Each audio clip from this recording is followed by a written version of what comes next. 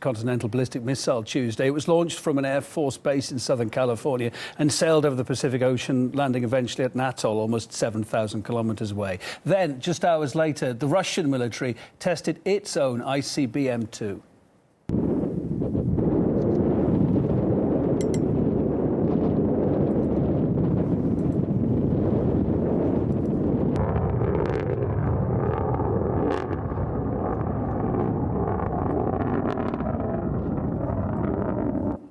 Although the launches have been described as routine, they come, of course, as fears grow over the potential for a nuclear arms race following the suspension of that key missile agreement on Saturday.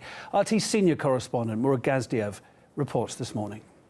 The INF Treaty was a pillar of global security, not only because it resulted in the removal of missiles and launches from Europe, but also because of what was removed. Short-range nuclear missiles, highly mobile, incredibly quick, both to launch and their speed, much cheaper than huge strategic nukes.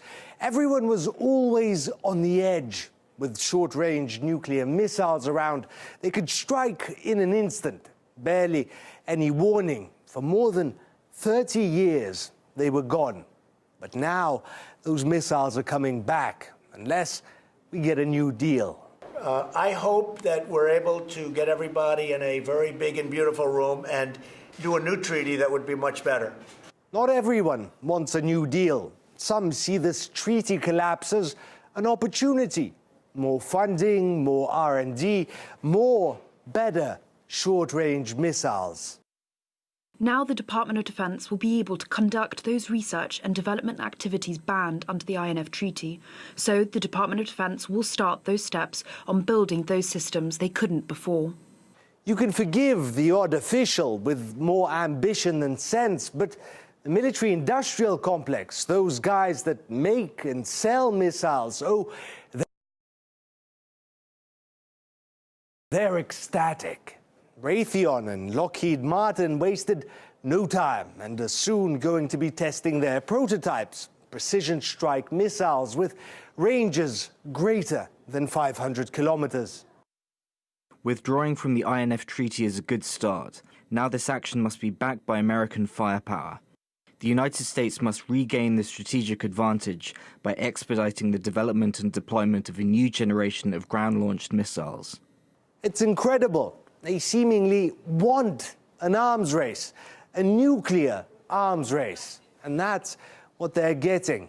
Russia, which the US accused of violating the treaty, promises to respond, develop new weapons. That is not to say everyone's gone nuts. There are still people with sense, people that realize a nuclear arms race isn't going to lead to anything good. People who realize that arms treaties where the world removes, not adds nukes, is good for humanity. Yeah, I think it's stupid for Democrats to be attacking Putin on all issues and not holding open the channel of nuclear dialogue.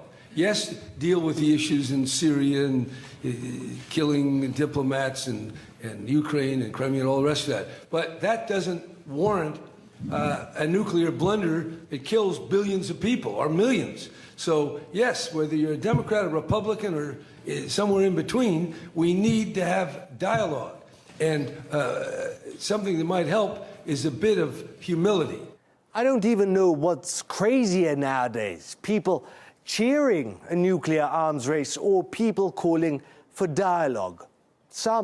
Many want an arms race. And you know why?